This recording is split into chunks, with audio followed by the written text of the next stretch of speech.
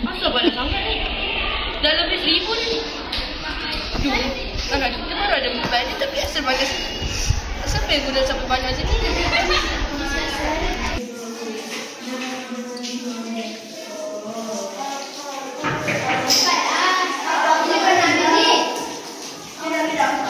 Tapi sekolah dah terlambat.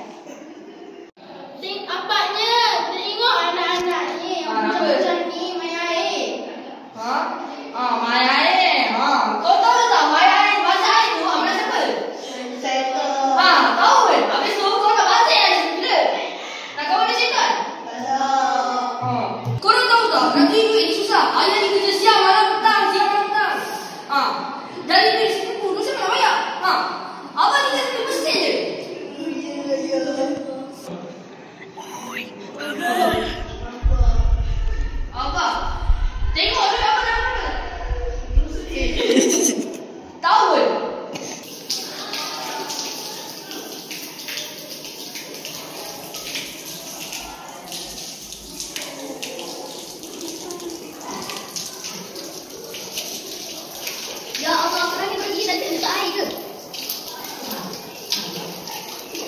Tutup air? Baru gosok. Begitulah ceritanya. Kita perlu menjimatkan air walau di mana sahaja. Di rumah, di sekolah, di tempat awam dan sebagainya. Oleh itu, apa dia rakan-rakan? Jom!